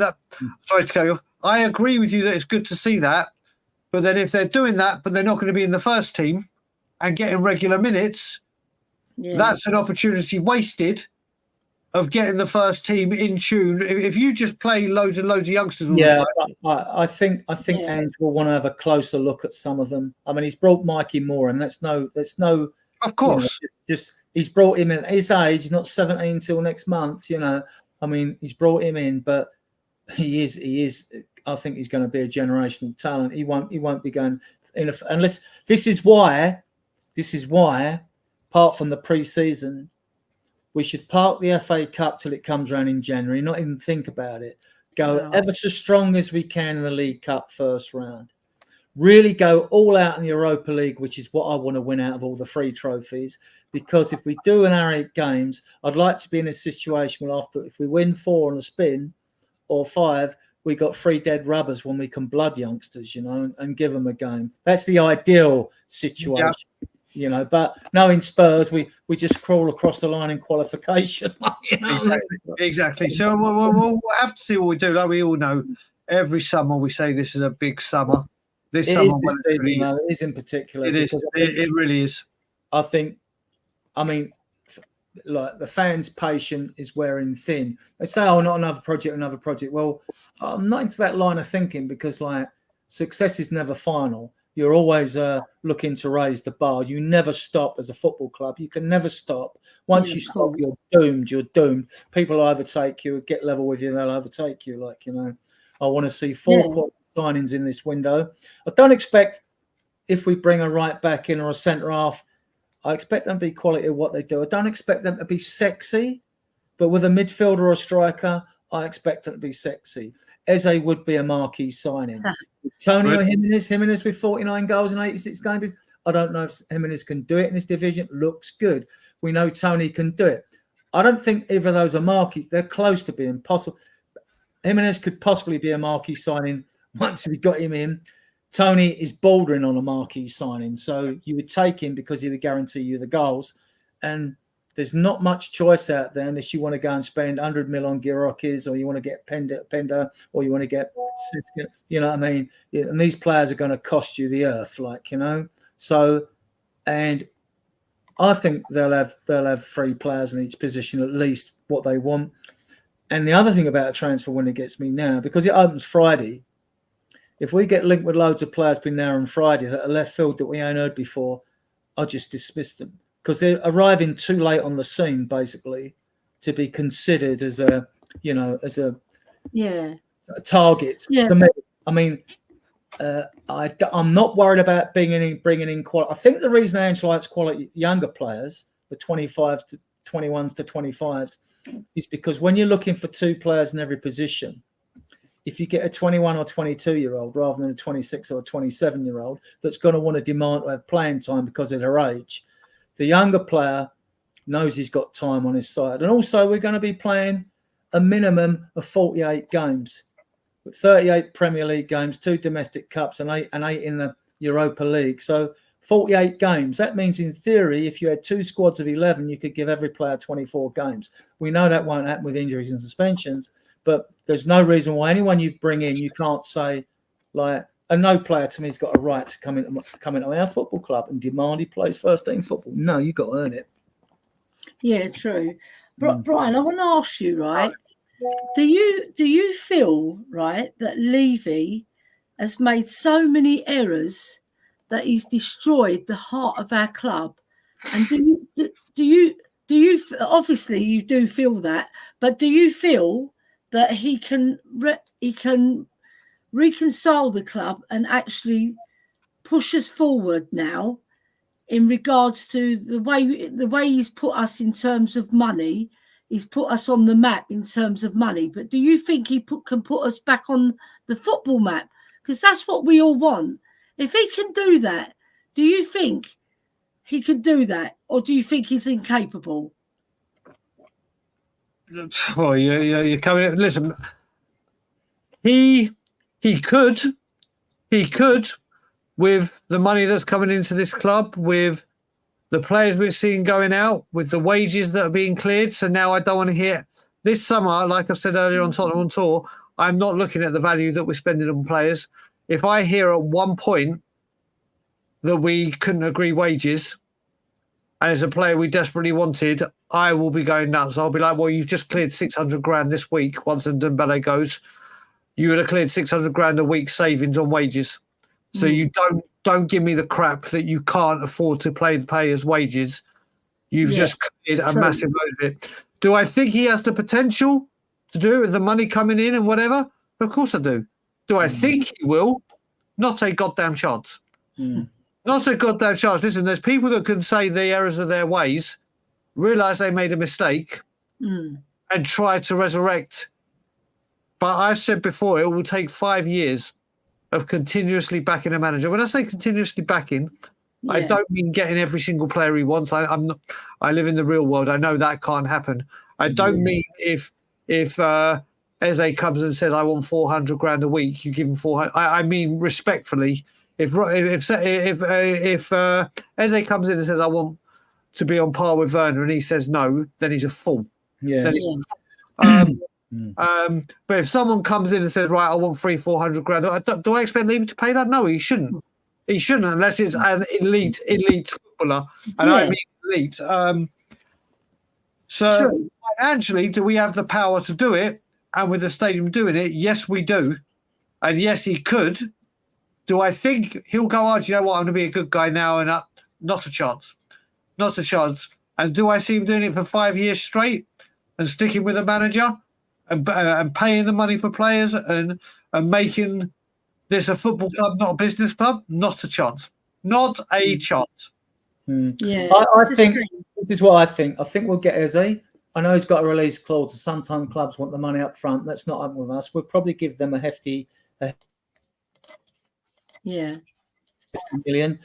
I mean, I'm saying we'll get more, and we could get more, because you could put 20 million down on 5 players. They could be 60 million pound players. No one pays all the money up front. The money's always amortized over the length of the contract. So if it's over 5 years, you'll give them a down payment, and then you pay the rest over 5 years of their contract. Actually, they're normally 6-year contracts now, because the money you're paying, clubs want it, the option a bit more of holding on to a player a bit longer and sell on fees and blah, blah, blah. You know, so I think we'll get Eze, definitely. I'm confident we'll get Eze. I think we'll get one of Tony or Jimenez, depending on whether Ange thinks Tony hasn't got too much baggage, right? And I think we'll get one of Gallagher or Morgan Gibbs-White as well, mainly because these are all the stories that have really gained traction and gravitas in the media. Now, I could be made to look a fool. Wouldn't be the first time football's made a fool of me, and won't be the last. I'm sure it won't, right? But I think, as far as defenders go, you know, I'm not sure. We've been linked with Anderson at right back. We've been linked with Archie Gray. Would be a good one for the future. We've been linked with Calafiore. We've been linked with Bogwino and all that. I don't know who we're going for, but what I do know is most of the players we've been linked with, they might not be a lot of them might not be marquee signings, but they are quality players. I mean, Danny Olmo, outsider. Nico Williams was an outsider as well. You don't know if they'll come back into the frame. I hope we get Nico Williams, especially because I've been watching him. He's a fabulous player. That's what you got to look at. If we go for him and we go for Eze, that we're going to be lopsided. We're going to be lopsided. We've got to. I can't see us going for an Eze. One or the other, haven't we? Yeah, he's got 8 goals in 17 assists in like 37 games in Nico Williams. Good player. There's been complaints about lack of consistency in it, but he does. I keep going on about this young Scott Olsen, but he wouldn't be a sexy sign-on, and a lot of people. But the kid can finish, right? He can finish, and that's what I want at my front three, because our front three are parents. And what we need this man to flash the cash. Oh, We really do. I never tired seeing the people coming up with gifts for that man. It's just a shame that he's got the What cash. are your realistic transfer targets, Brian? What are your realistic ones? What do you like? The ones that I've mentioned, or if you've got others to throw in? No, I like. Listen, I mentioned today. I really like the look of that Japanese defender Ito. Oh, Hiroko Ito from Leipzig. I really like the look of him. You got to remember that. You got to remember that we're not going to, as much. My favourite one is Nkapie, but we're not going to get him. He's not going to come and play second fiddle. This guy, they're both left-footed though. That's one thing though. They can play. He can play left back as well. I would love Morgan Gibbs White. I continuously bark on about him. I'm going to give that the thumbs up. Obviously Eze, and the one I want is Gyökeres up front. Sporting. But we'll see. Like I said, listen, it's all well and good saying what do you deem as a serious or do you know what? It's like when I stopped doing something that I used to do all the time on We Are Tottenham TV. I got to the point where every single game when people were doing match predictions, people were saying, every week we're going to win. Every week we're winning. And that's the Spurs fan in you coming out. Sounds like me, Brian. That sounds like me. No, but there's people that go, and it's the best time to play Team X. They're weak. They're on the back. But we're going to beat them. We're going to beat them. And it got to the point. It got to the point after the 6-1 with Newcastle season before last, where I was like, I'm not doing this anymore. I'm not doing this anymore. I'm not just saying we're going to win because I'm a Spurs fan. I want us to win. 6-0. And you can't listen. You can't. We even went to Newcastle this year, and I lost 4-0. And I said to people, "Why do you think we're going to beat them?" But they got so many injuries. They got so many injuries. People were so concerned about the players they had out that they didn't want to talk about the players they had in. Yeah, and I can't do this anymore. Where I say, "Yeah, we're going to win every game," and I'm not going into every window going, "Oh, what would you deem acceptable?" Because it never happens. And I've got to the point where if you say, this is what I want, it's like at Christmas when you're a kid and you want all these toys and you don't get them all. And I'm sick and tired of being sick and tired of saying, this is the summer, we're going to do this, we're going to do that. And then come the transfer window day, it closes and we're like, well... where are they? Yeah, are they? I get the links Who are you? Eze, obviously, and if it's strikers, I get the links with Tony and Jimenez, right? And then we have the little bit more left field. You've got Solanke. I like this Serhu Guirassy at Stuttgart, though. He's 28, but I just think I've watched him and he's got something about him. But when it comes to the midfield, the thing that gets me is when Angie's so keen on Conor Gallagher and knows that he likes him. He's a box-to-box number 8. Danny Armour isn't. Morgan Gibbs White isn't. And this is where is Ange thinking about tweaking his system or getting rid? Now, if he brought a Gibbs White in, would that mean like we get rid of Basuma? Who, to me, if he don't step up this season, I wouldn't miss him anyway. But we know there's a player in there, right? But a bit lightweight at times and inconsistent. Just got to get the player out. Some will get his mojo back. You don't have that much skill. Even Ericsson went through periods during seasons when he weren't quite on it. Right, that's what you get with a ball playing number 10. You can't expect them to be perfect all the time. It's just that he started so well and dropped off after his injury. But some 3 suspensions. Listen, and getting bookings bookings for diving in dissent, that shouldn't be happening. That is something you should be fined for by your own club, in my opinion. Diving in dissent, taking one for the team, that's fair enough. But Basuma's got to step up. In the house, even in all, Yeah, I'm with Basuma, right? I don't put any excuses for him, and Maddison the same. They were rotten cotton in that last part of the season. They didn't add anything to the team. They were like, Maddison was getting marked very heavily, but he should be good enough to beat those markers and lose his man. But he just didn't seem like he didn't have his mojo back, because the first 10 games he was like different chalk and cheese, the player, right? And we saw the back end, all right, he had an injury, but he had plenty of time to get over that injury, and he still was not performing. And obviously Ange Postecoglou got fed up with him and put him on the bench, or he was taking him off at 60 someone minutes. said to me in a podcast, what Maddison needs is someone beside him. I went, no, what Maddison needs to do is to step up. That's what you need to do. It's too much just like looking after players. You either produce the goods at a consistent level over X amount of games a season, or you're a liability, because you can't do it for its consistency enough. And if you're a liability, bye-bye. You know, I'm a big fan of Decky. Everyone knows I'm a big fan of Decky, and I've defended him. But this season, all right, he's got 8 goals, not to be sniffed at for a wide player, considering, you know, he get a couple of man a match awards, one away to Luton when we were down to 10 men. He held the line, didn't he? He gets the equalising 3-3 goal at Man City. He's had some good, but nowhere near as good as his debut season. Nowhere near. So if he ain't playing, then he gets dropped. Yeah. You know, we need competition for places, quality competition. True. And with that point, Adrian, I'm going to call an end to the show, because we've been going for like over 2 hours now.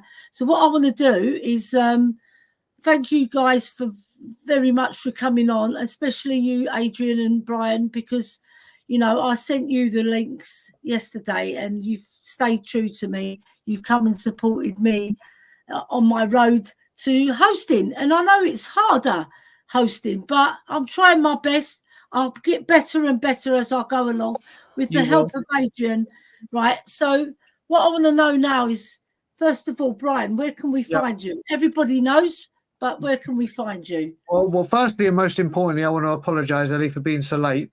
I promised you that I'd be here by 7:15 your time. I forgot a meeting I had. So I apologise to you, darling. About the meeting as well. I apologise. I should have told the meeting. I would have told the meeting to go do one, but it was a Tottenham on tour one and an important one. Right. So I weren't going to. And Ben's here in the chat. Ben's here. No, listen, I said I'll be here. Ellie, listen.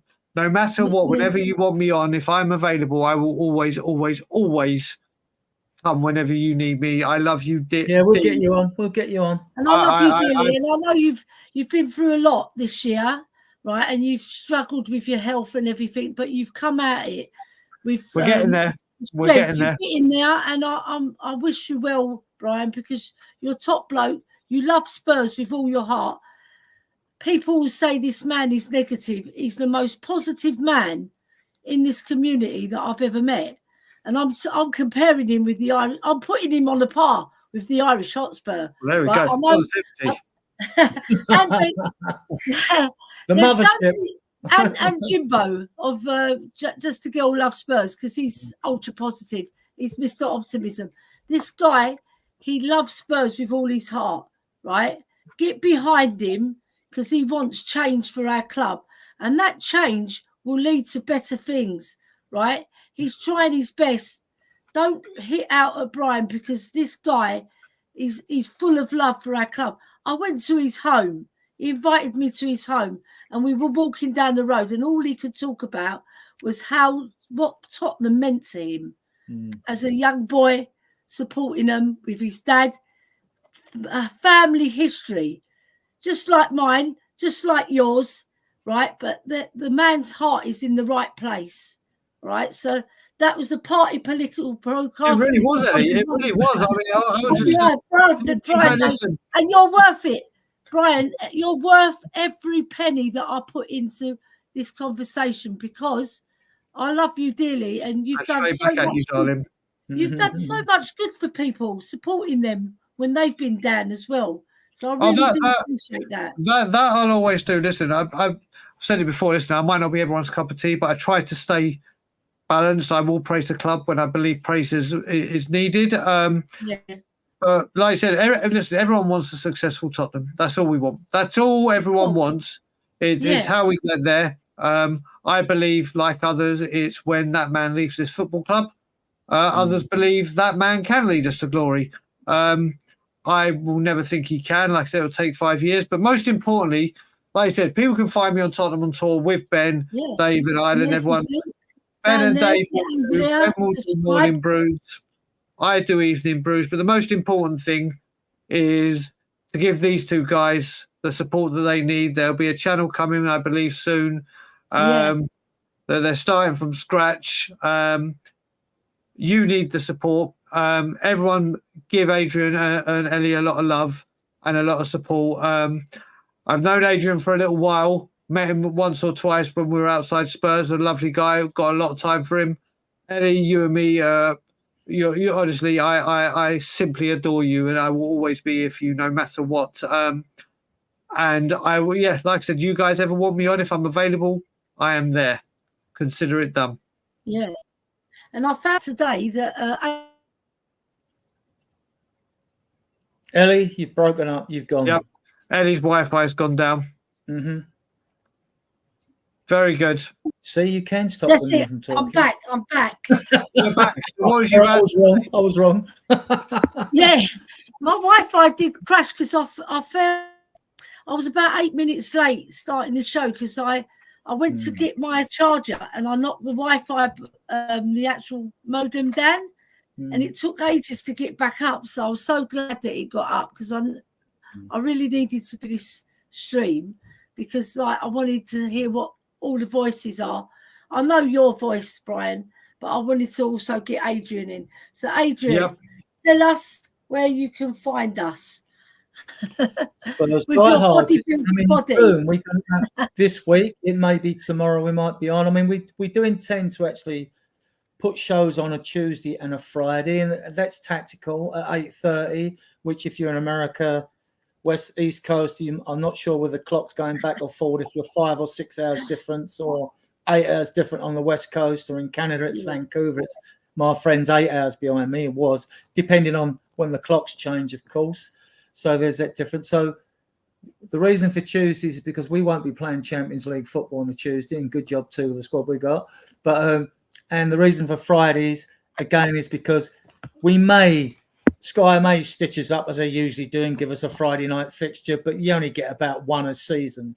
But then there'll be the set in stone one, so people will know when to find us 8:30 in the UK, right? Yeah. But obviously we'll be playing Sundays and Thursdays and Sundays because we're in the Europa League, and obviously we might get the odd Saturday game and Monday game. So we've allowed for that to do post-match interviews. The two shows we want to do set in stone are Tuesdays and Fridays because they won't clash with any games we've got, basically. And then, like, obviously, as we've got 4 admins, there's me, Ellie, Ian, Meth, Shaggy, and Chang when he's well. I hope he gets better soon. He's hope he's better soon, Chang.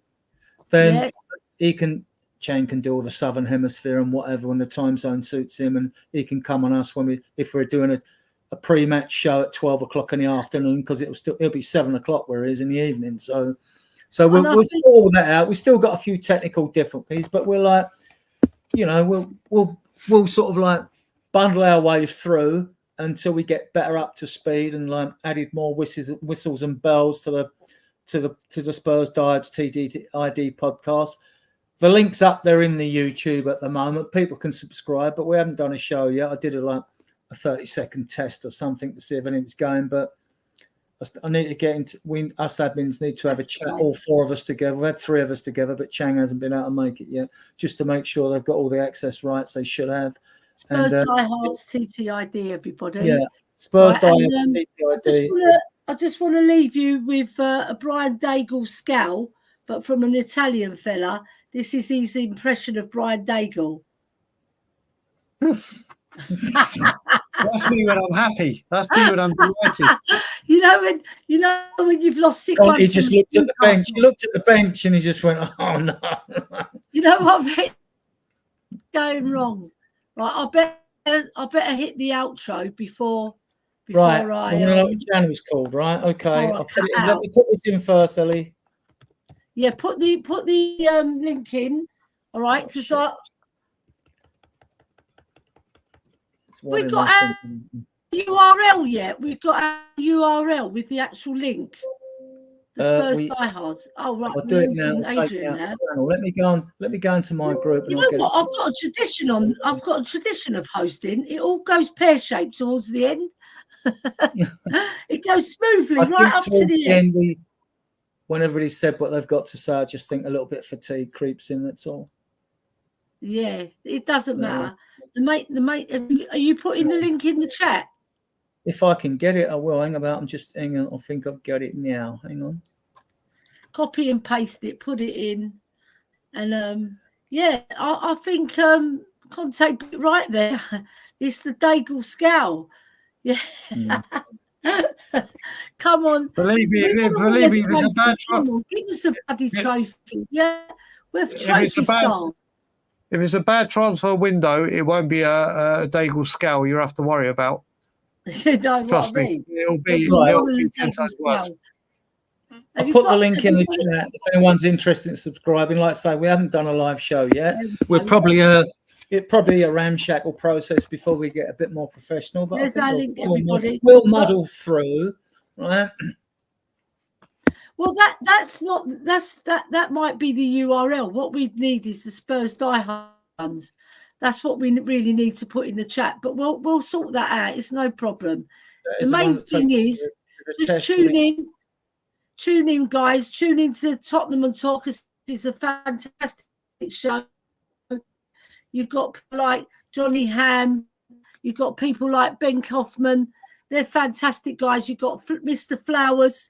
He's always about. And then you've got Ian Lubin, who's a fantastic guy as well. And there's loads of other people that drop in now and then. But they open it up to everybody. But that's the sort of show you should have, where you open it up to the whole community and there's no prejudices. You can come on and have your say and get your word in. And that's what Tottenham on Tour is all about. You take care, everybody. Have a lovely day. And we'll leave it to Brian. Good job, Ellie. Good job. You've done a good job. Thank you very much. I've done it twice today, but there's always room to do it a third. And as always, Levy out. That's right. Take care, everybody. Keep Spurs. Keep Tottenham. Don't forget that we're going to win a trophy sometime in the next 10 years. Take care. Bye-bye.